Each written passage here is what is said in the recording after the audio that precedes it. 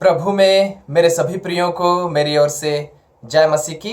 मैं फिर से परमेश्वर का लाखों करोड़ों धन्यवाद देना चाहूँगा कि प्रभु के अपार दया और अनुग्रह से आज मैं फिर से आप लोगों के सामने उपस्थित हो पाया हूँ। और मैं विश्वास करता हूँ कि आज भी परमेश्वर के जीवित वचन के द्वारा आप सब बहुत सारी आशीषों को पाएंगे। तो आइए हम लोग सीधे परमेश्वर की वचन की ओर चले। और आज का जो वचन है जो परमेश्वर ने हमें दिया है वो है लय व्यवस्था की पुस्तक, उसका 6 अध्याय और उसका 13वां पद। लय व्यवस्था उसका 6 अध्याय और उसका 13वां पद लिखा हुआ है। वेदी पर आग लगातार जलती रहे, वह कभी बुझने ना पाए। वेदी पर आग लगातार जलती रहे, वह कभी बुझने ना पाए। ये परमेश्वर का जीवित वचन है। और पुराने नियम में इस लय व्यवस्था को परमेश्वर ने लिखा था लेवियों के लिए, मतलब परमेश्वर की वो जाति जो पुरोहित जाति थी, प्रीस्ट बोल सकते हैं अंग्रेजी में, पुजारी बोल सकते हैं एक तरीके से, जो परमेश्वर की आराधना करते थे।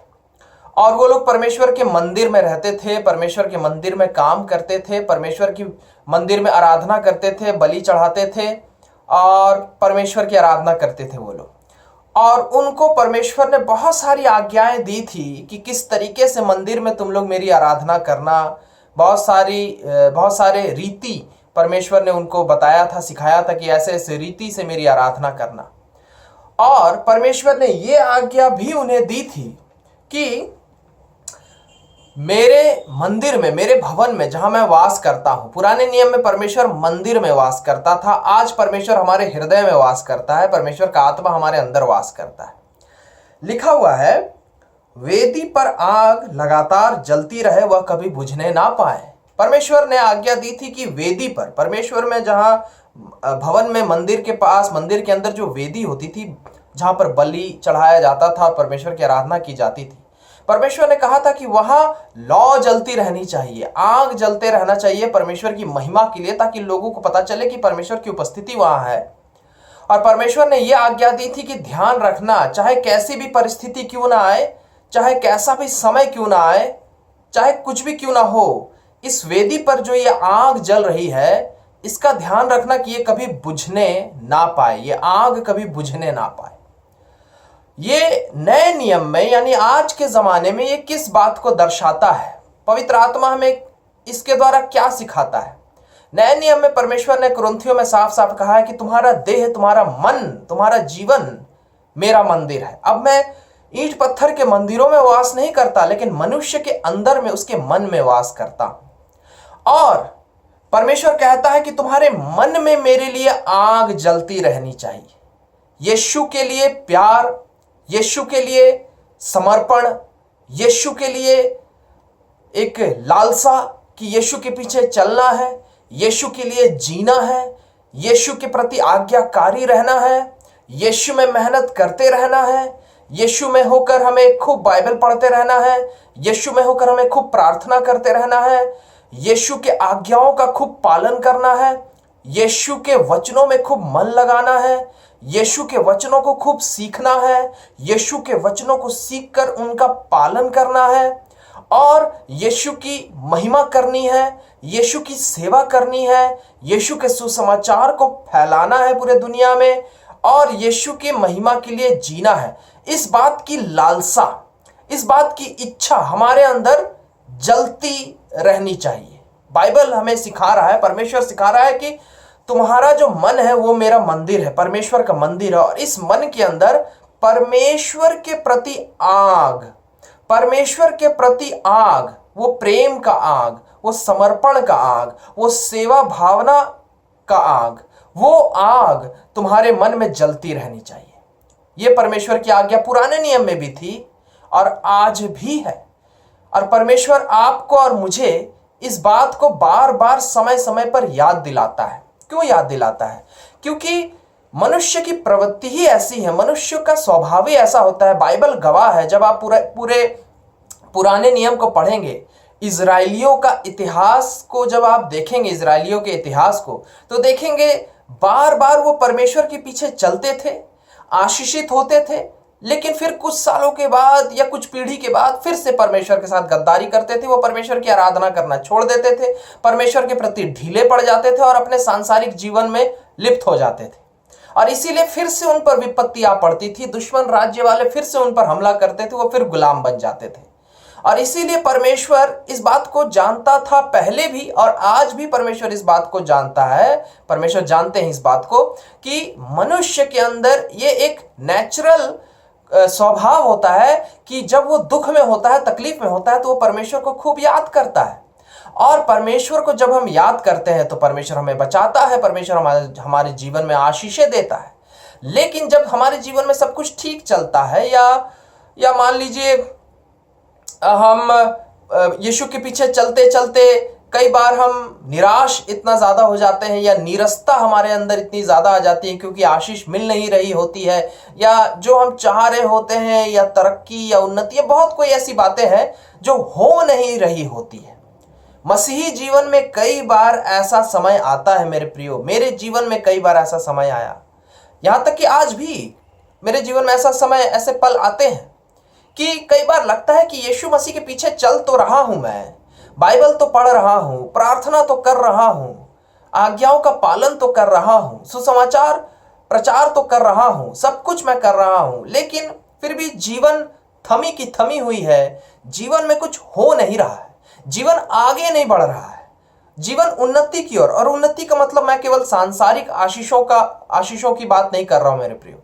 हाँ, सांसारिक आशीषें भी उन्नति है, लेकिन उससे भी बड़ी बात आत्मिक उन्नति, यानी यीशु मसीह में होकर हमें और आत्मिक अनुभव मिले, और यीशु मसीह में होकर हमें यीशु मसीह का और सामर्थ्य दिखाई दे, यीशु मसीह का चमत्कार दिखाई दे, यीशु मसीह का दया, यीशु मसीह की दया, यीशु मसीह का अनुग्रह, और यीशु मसीह में होकर हम अंदर से और सामर्थ्य होते चले जाएं और पवित्र होते चले जाएं, हमारा स्वभाव यीशु की तरह और होता चला जाए, और उसके बाद यीशु के लिए हम इस्तेमाल हो खूब ज़्यादा, ताकि और आत्माएं बचे और काम हो यीशु का। ये भी उन्नति और तरक्की का चिन्ह है, और सांसारिक आशीष भी उन्नति और तरक्की का चिन्ह आप बोल सकते हैं। तो जब कई बार ऐसा होता है हमारे जीवन में कि यीशु मसीह के पीछे चल तो रहे हैं, हम लगातार संगति जाते हैं, चर्च जाते हैं, गिरजा जा रहे हैं, हम व्यक्तिगत प्रार्थना कर रहे हैं, खूब बाइबल पढ़ रहे हैं, सब कुछ कर रहे हैं, लेकिन ऐसा लग रहा है कि सब कुछ थमा हुआ है और जीवन आगे नहीं बढ़ रहा है, या एक तरीके से हम उन्नति नहीं कर रहे हैं, या तो आत्मिक रूप से या तो सांसारिक रूप से। परमेश्वर जानता है, परमेश्वर इस बात को जानते थे हमेशा से, और आज भी जानते हैं कि कई बार ऐसा समय आएगा मेरे प्रियो जब लगेगा कि सब कुछ थमा हुआ है। लेकिन सच्चाई है कि मसीही जीवन में हम कभी थमे नहीं रहते हैं। मसीही जीवन में हमेशा हमारे अंदर काम हो रहा होता है, और वो जब काम हमारे अंदर हो रहा होता है तो कुछ समय के बाद वो काम बाहर भी दिखाई देता है, हमारे जीवन के बाहर भी दिखाई देता है। और इजरायली लोग भी जब कनान के लिए आगे बढ़ रहे थे तो वो केवल 11 दिन का रास्ता था, लेकिन उन्हें जाने में 40 साल लग गए, और इसलिए इतने साल उन लोगों को पैदल चलना पड़ा। इसलिए कई बार उन्हें ऐसा लग रहा था कि लगता है कनान हम लोग जा ही नहीं रहे हैं, लगता है हम लोग गलत दिशा की ओर बढ़ रहे हैं, लगता है कि हमारा मकसद आ ही नहीं रहा है, लगता है कि परमेश्वर हमें कहीं ले ही नहीं जा रहा है। उन्हें भी कई बार ऐसा लगता था, और इसलिए बीच में वो लोग परमेश्वर से भटक गए थे, कई बार भटक गए थे। और इसीलिए परमेश्वर उस समय भी उन्हें ये चिताया कि याद रखो, तुम लोग अपने अंदर परमेश्वर के प्रति उस आग को बुझने मत दो।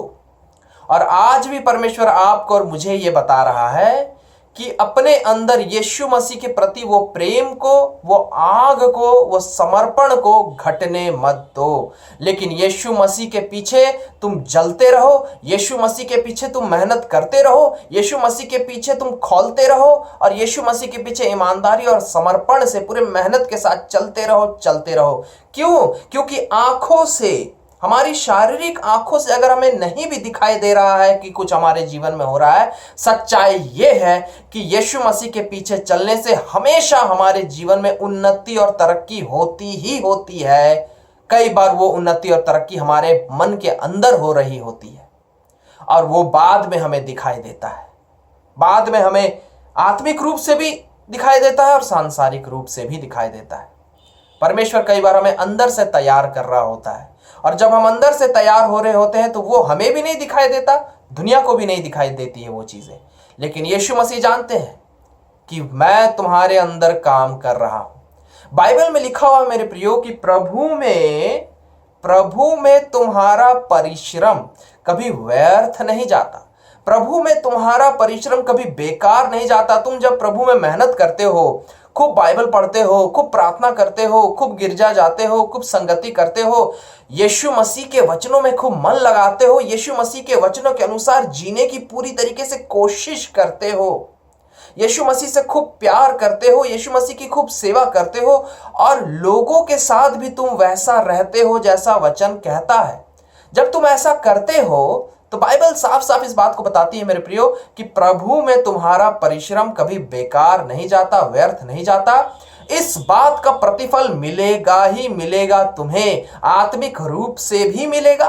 तुम्हारी खुद की उन्नति होगी, तुम्हारा स्वभाव, तुम्हारा पवित्रता, तुम्हारे जीवन में हर आत्मिक चीजें और बढ़ेंगी और तुम्हारे अंदर परमेश्वर की बुद्धि, परमेश्वर का सामर्थ बढ़ेगा और सांसारिक रूप में भी परमेश्वर तुम्हारी उन्नति और तरक्की करेगा और तुम अपने जीवन में बहुत ऊपर जाओगे, सांसारिक रूप में भी बहुत ऊपर जाओगे, धन दौलत सेहत बाकी सब चीजों में, पारिवारिक शांति, मन की शांति, इन चीजों में भी। और सबसे बड़ी बात, आप परमेश्वर की महिमा के लिए इस्तेमाल होंगे, आप दूसरों के भले के लिए इस्तेमाल होंगे। आप जब दूसरों से बातें करेंगे, दूसरों के लिए प्रार्थना करेंगे, दूसरों को यीशु के बारे में बताएंगे तो दूसरे भी अपने दुखों से छुटकारा पाएंगे और परमेश्वर के राज्य से जुड़ते चले जाएंगे और परमेश्वर आपको बहुत ज्यादा इस्तेमाल करेगा स्वर्ग राज्य में ज्यादा से ज्यादा लोगों को बटोरने के लिए। यीशु मसीह में आने के लिए आपको परमेश्वर बहुत ज्यादा इस्तेमाल करेगा, लोगों को यीशु मसीह में लाने के लिए।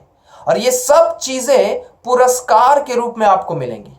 आपकी खुद की उन्नति भी होगी जीवन में, पारिवारिक रूप से भी आप खूब उन्नति तरक्की करेंगे, सेहत में भी आप खूब उन्नति तरक्की करेंगे, धन दौलत, रुतबे, शोहरत, नाम, महिमा, इज्जत, इन सब चीजों में भी आप तरक्की करेंगे। आपका खुद का स्वभाव बहुत अच्छा होगा, आपका मन और पवित्र और नम्र और यीशु की तरह बन जाएगा, आपका स्वभाव, आपका जीवन यीशु की तरह बन जाएगा, आप एकदम यीशु की तरह अच्छे और आज्ञाकारी बन चुके होंगे और परमेश्वर आपको इस्तेमाल करेगा सैकड़ों, हजारों, लाखों लोगों को बचाने के लिए भी। ये सब चीजें आपको पुरस्कार के रूप में मिलेंगी। लेकिन ये कब होगा? जब आप यीशु मसीह के पीछे ईमानदारी से चलना छोड़ेंगे नहीं। चाहे कैसी भी परिस्थिति क्यों ना हो जीवन में, चाहे कितनी भी नीरसता क्यों ना आ गई हो, ऐसा लगे कि कितना बोरिंग हो गया ये क्रिश्चियन लाइफ मेरा, मैं बाइबल पढ़ता तो हूं रोज लेकिन कुछ दिखाई नहीं दे रहा है मेरे जीवन में होते हुए, मैं प्रार्थना करता तो हूं रोज लेकिन कुछ दिखाई नहीं दे रहा मेरे जीवन में कुछ होते हुए, मैं यीशु मसीह के वचनों में मन लगा रहा हूं, उनके वचनों के अनुसार जीने की कोशिश किए जा रहा हूं लेकिन कुछ दिखाई नहीं दे रहा मेरे जीवन में। मेरे प्रियो, ऐसा हो ही नहीं सकता। अगर आप लगातार बाइबल पढ़ते चले जा रहे हैं, लगातार प्रार्थना करते चले जा रहे हैं, लगातार यीशु मसीह के वचनों में मन लगाते चले जा रहे हैं, लगातार यीशु मसीह के वचन के प्रचारों को सुनते चले जा रहे हैं, लगातार आप YouTube में, टीवी में, चर्च में, संगति में यीशु मसीह के प्रचार को सुनते चले जा रहे हैं और आप लगातार यीशु मसीह के वचनों के अनुसार जीने का प्रयास करते चले जा रहे हैं, तो याद रखिए आपका ये परिश्रम, आपका ये मेहनत कभी बेकार नहीं, ना अभी बेकार जा रहा है ना कभी भी बेकार जाएगा। परमेश्वर आपके अंदर काम कर रहा है, आपके परिवार के अंदर काम कर रहा है, आपके जीवन के हर परिस्थिति में घुसकर काम कर रहा है और इसका प्रतिफल आपको मिलेगा ही मिलेगा। इसी जीवन में आप देख पाएंगे प्रतिफल, स्वर्ग राज्य में तो आपको प्रतिफल मिलेगा ही मिलेगा, लेकिन इस पृथ्वी में भी आप परमेश्वर के चिन्ह चमत्कार को और कामों को देख पाएंगे अपने जीवन में और आपके जीवन के द्वारा दूसरों के जीवन में आप इन कामों को, परमेश्वर के अद्भुत कामों को देख पाएंगे। परमेश्वर कभी भी, वो विश्वास योग्य परमेश्वर है। वो विश्वास, बाइबल में लिखा हुआ, तुम अविश्वास योग्य हो जा सकते हो तो भी मैं विश्वास योग्य बना रहूंगा, मैं तुम्हारे साथ गद्दारी नहीं करूंगा, तुम मेरे पीछे जो चल रहे हो ईमानदारी से, इसका प्रतिफल तुम्हें मिलेगा। इस जीवन में ही मैं दिखाऊंगा इसका प्रतिफल। लोग कहते हैं कि कई ऐसे लोग हैं जो कहते हैं कि यीशु मसीह में चलने से जरूरी नहीं है कि कभी उन्नति तरक्की होगी। वो केवल सांसारिक बातें करते हैं। सांसारिक रूप से उठना केवल उसे ही उन्नति तरक्की नहीं कहते हैं मेरे प्रियो, लेकिन यीशु मसीह में होकर आपका स्वभाव यीशु मसीह की तरह बनना, इसे भी उन्नति तरक्की कहते हैं। यीशु मसीह में होकर जब आप इतना तैयार हो जाएं कि आपके द्वारा दूसरे लोग सुसमाचार को सुने और वो ग्रहण करें और वो स्वर्ग राज्य के अधिकारी होते चले जाए, परमेश्वर में उद्धार पाते चले जाए, दुनिया बचती चली जाए यीशु मसीह के द्वारा, और आप इस्तेमाल हो इसके लिए, ये भी उन्नति और तरक्की है। किसी भी तरीके से जब आप परमेश्वर की महिमा के लिए, परमेश्वर की सेवा के लिए, स्वर्ग राज्य की बढ़ोतरी के लिए जब आप इस पृथ्वी में इस्तेमाल होते हैं, यह भी उन्नति और तरक्की है। आपका खुद का मन, आपका खुद का स्वभाव जब यीशु मसीह में और परिपक्व और अच्छा और पवित्र और नम्र होता चला जाता है, यह भी उन्नति और तरक्की है। और सांसारिक रूप में भी अगर आप बढ़ते चले जाते हैं, यह भी उन्नति और तरक्की है।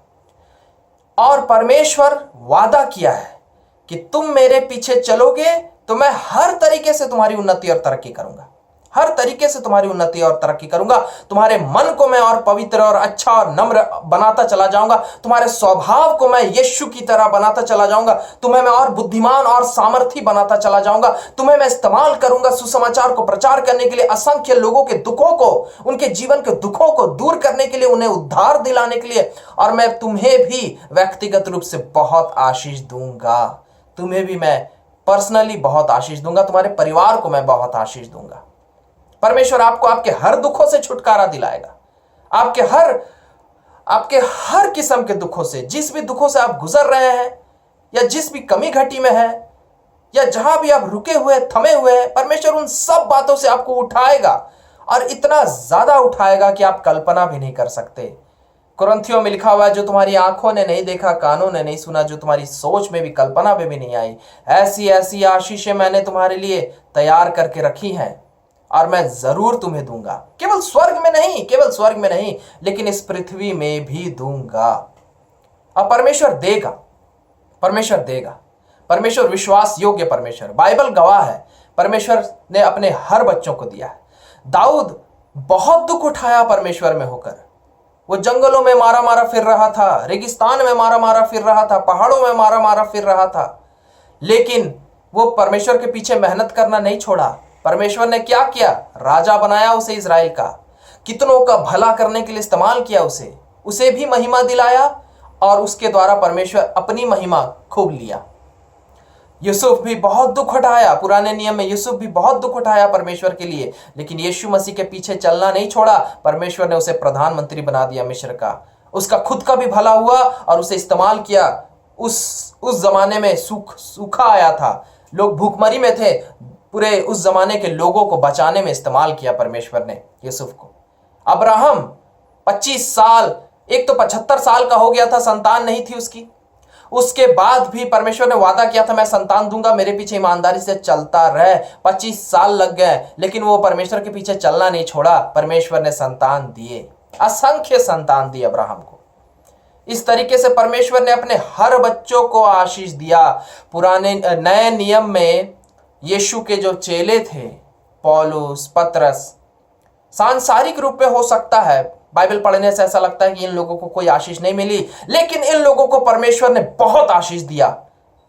जब ये लोग परमेश्वर में बने रहते थे, इनको लोग कोड़े मारते थे, इनको लोग जेल में बंद कर देते थे, इनका कोई सुनता नहीं था, इनका कोई इज्जत नहीं था, इनकी कोई इज्जत नहीं थी, लेकिन ये यीशु मसीह के पीछे मेहनत करते रहे। और जानते हैं क्या हुआ बदले में? पौलुस को परमेश्वर ने पूरे यूरोप प्रांत को, पूरे एशिया प्रांत को बदल देने में, सुसमाचार को पूरी तरीके से असंख्य लोगों के जीवन में भर देने के लिए इस्तेमाल किया। पौलुस नए नियम में सबसे ज्यादा चिट्ठियों को लिखा है। आज भी दुनिया में लाखों करोड़ों लोग उन चिट्ठियों को पढ़कर ही उद्धार पा रहे हैं। पौलुस आज तक इस्तेमाल हो रहा है मेरे प्रियो परमेश्वर की महिमा के लिए।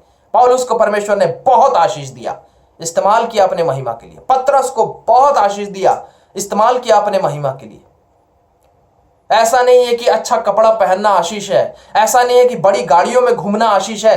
यीशु मसीह की महिमा के लिए इस्तेमाल होना यह सबसे बड़ी आशीष है। और पौलुस, पतरस, यीशु के चेले, भले ही उन्हें मार दिया गया लेकिन उससे पहले वो बेहिसाब तरीके से इस्तेमाल हुए यीशु मसीह के नाम को दुनिया में फैलाने के लिए।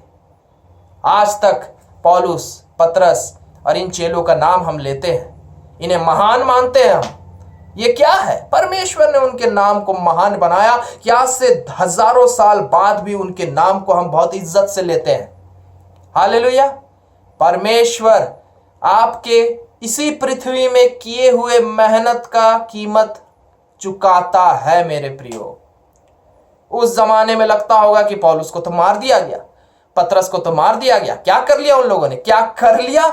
2000 साल बाद भी आज उनके कहे हुए, उनके लिखे हुए बातें आज भी पूरे दुनिया में तहलका मचा रहे हैं और दुनिया को बचा रहे हैं। आज भी उनका नाम अमर हो चुका है, उनका नाम अमर हो चुका है। यह आशीष है मेरे प्रियो, जो नए नियम में यीशु मसीह ने अपने चेलों को दिया और पुराने नियम में यीशु मसीह ने अपने चेलों को उस समय में भी दिया। और यीशु मसीह आज भी वही जीवित परमेश्वर है हमारा, और आज भी यीशु मसीह आपको और मुझे बेहिसाब आशीष देना चाहता है इसी पृथ्वी में और इस पृथ्वी के बाद भी। लेकिन करना क्या होगा? यीशु मसीह के पीछे मेहनत करना नहीं छोड़िए। परमेश्वर कह रहा है तुम्हारे अंदर यीशु मसीह के प्रति आग जलते रहना चाहिए, आग जलते रहना चाहिए यीशु मसीह के प्रति, और वो आग धधकती रहनी चाहिए। प्रकाशित वाक्य में लिखा हुआ है, गुनगुने मत बनो, ठंडा मत हो जाओ, लेकिन जलते रहो।